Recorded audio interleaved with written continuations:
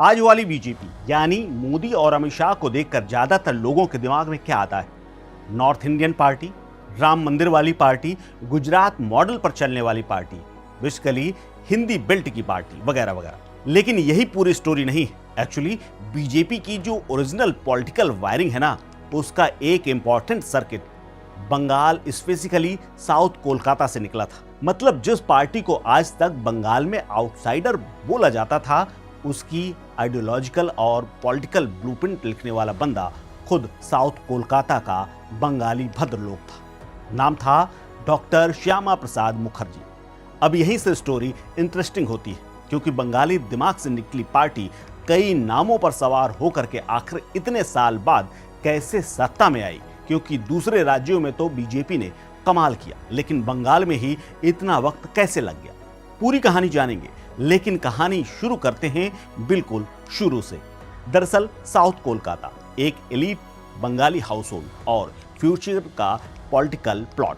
Early 90s में Kolkata British राज का intellectual headquarter, politics भी यहीं, लिटरेचर भी यहीं, रिवोल्यूशन भी यहीं, एलीट एकेडमिया भी यहीं। इसी कोलकाता में 1901 में पैदा हुए श्यामा प्रसाद मुखर्जी। वो कोई रेगुलर नेता बैकग्राउंड से नहीं आए, proper elite Bengali house hold थे।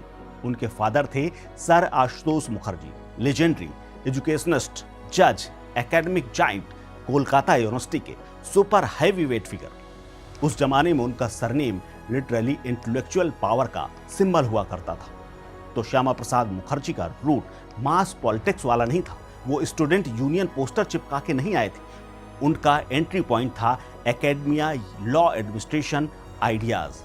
और ये डिफरेंस इंपॉर्टेंट है, क्योंकि उनकी पॉलिटिक्स रोड से पहले थॉट प्रोसेस से बनी थी। 33 साल की एज में कोलकाता यूनिवर्सिटी में वो वाइस चांसलर बन गए। सोचो, आज लोग 33 साल की उम्र में लिंक्डइन बायो सेट कर रहे होते हैं, वो उस एज में one of the youngest VCs बन चुके थे। यहीं से समझ लो कि ये टिपिकल स्लोगन पॉलिटिशियन नहीं थे। ये सिस्टम समझने, इंस्टीट्यूशन रन करने और स्टेट को आइडियोलॉजी से थ्रो करने वाले बंदे थे। कांग्रेस के साथ थे और वहीं से क्रैक भी शुरू हुआ। अब ये पार्ट लोग बड़े आराम से स्किप कर देते हैं। श्यामा प्रसाद मुखर्जी शुरू से कांग्रेस के परमानेंट एनिमी नहीं थे। इनफैक्ट इंडिपेंडेंट इंडिया की फर्स्ट कैबिनेट में जवाहरलाल नेहरू के साथ मिनिस्टर थे। Yes, same Nehru cabinet. Industry and supply minister बने। और ये डिटेल इंपॉर्टेंट इसलिए भी है because it tells you something crucial. BJP के आइडियोलॉजिकल रूट्स एंटी कांग्रेस जरूर है, बट उसका फाउंडिंग कॉन्फ्लिक्ट कांग्रेस के बाहर से नहीं, अंदर से स्टार्ट हुआ था। फिर फ्रैक्चर आया 1950 में। नेहरू लियाकत पैक्ट हुआ, India Pakistan agreement, mainly minority protection के इशू पर। नेहरू का व्यू था डिप्लोमेसी और स्टेबिलिटी। श्यामा प्रसाद मुखर्जी का व्यू था कि स्पेशली ईस्ट बंगाल यानी आज का बांग्लादेश, जहां पर हिंदुओं की सिक्योरिटी कंसर्न को लेकर के इंडिया सॉफ्ट हैंडल कर रहा था, उसको उन्होंने अपोज किया। कैबिनेट छोड़ दी और यही इंटेलेक्चुअल आइडियोलॉजिकल स्प्लिट था। ये सिर्फ रिजाइन नहीं था, ये एक पॉलिटिकल लाइन खींचना था। एक साइड नेहरू वाले, सेकुलर स्टेट वाले, और दूसरी साइड था cultural nationalism plus stronger nation state line.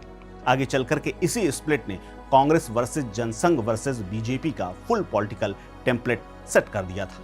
फिर आता है इंटेलेक्चुअल ओरिजिन पॉइंट, जब 1951 में श्यामा प्रसाद मुखर्जी लॉन्च करते हैं भारतीय जनसंघ पार्टी। ये वही पार्टी है जिसे आज सिंपल लैंग्वेज में बीजेपी का ओरिजिनल वर्जन बोल सकते हैं। लाइनेज सिंपल है, जनसंघ, जनता पार्टी, फिर उसके बाद बीजेपी, यानी ये तीन नामों से होकर के आज बीजेपी तैयार हुई है। सो टेक्निकली बीजेपी का पॉलिटिकल बर्थ सर्टिफिकेट 1980 का हो सकता है, बट उसका आइडियोलॉजिकल बर्थ सर्टिफिकेट 1951 में ही श्यामा प्रसाद मुखर्जी के साइन से हो चुका था। और वही कोर आयरनी है, बीजेपी का आइडियोलॉजिकल फादर एक बंगाली था, साउथ कोलकाता का एलीट भद्रलोक इकोसिस्टम से निकला हुआ। यानी पार्टी का नॉर्थ इंडियन इमेज बाद में तैयार हुआ, उसका फर्स्ट ड्राफ्ट बंगाल में ही लिखा गया था। पहला इलेक्शन आता है और फर्स्ट रियल वैलिडेशन भी बंगाल से ही हुआ था। अब आता है सबसे अंडररेटेड पार्ट, 1951 और 52 का फर्स्ट जनरेशन इलेक्शन। इंडिया का फर्स्ट लोकसभा इलेक्शन और जनसंघ भी फर्स्ट इलेक्टोरल टेस्ट में आती है। नेशनल लेवल पर जनसंघ ने कॉन्टेस्ट किया, बट रिजल्ट ब्लॉकबस्टर नहीं था। पार्टी ने सिर्फ 3 लोकसभा सीटें जीती, बस 3।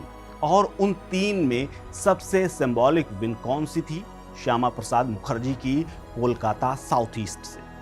जनसंघ की first series parliamentary legitimacy Delhi से नहीं, कोलकाता से आई थी। Not metaphorically, literally, south east Kolkata से उनकी जीत सिर्फ एक कॉन्स्टिट्यूशनली विन नहीं थी, but it was the first proof कि जनसंघ सिर्फ ड्राइंग रूम वाली आइडियोलॉजी नहीं थी, बल्कि वोट भी ले सकती थी। और ये विन रैंडम रूरल पॉकेट से नहीं आई थी, ये आई साउथ कोलकाता के एजुकेटेड, पॉलिटिकल हाइपर अवेयर और अर्बन बंगाल से।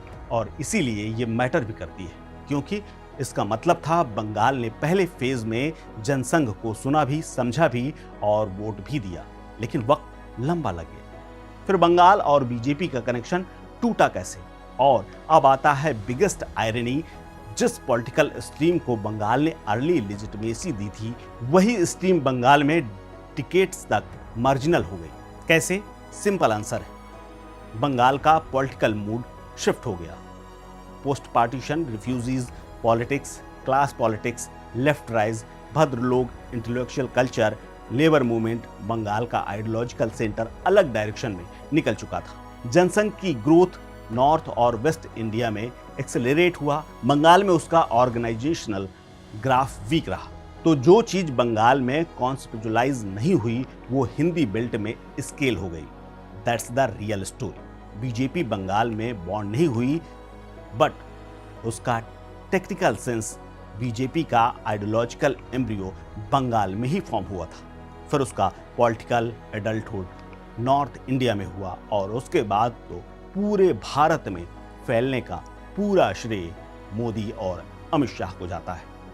यानी आज बंगाल में जब बीजेपी ने हिस्ट्री लिखी है, यानी आज जहां भी श्यामा प्रसाद मुखर्जी होंगे, वो ये देख रहे होंगे कि साउथ कोलकाता की एक सीट से निकली हुई पार्टी आज कई नामों पर सवार होते होते आज पूरे बंगाल में एक नई सियासत शुरू कर रही है, जिसका पूरा श्रेय मोदी और अमित शाह को जाता है। फिलहाल इस खबर में इतना ही। ये स्टोरी आपको कैसी लगी, हमें कमेंट बॉक्स में कमेंट करके जरूर बताएं।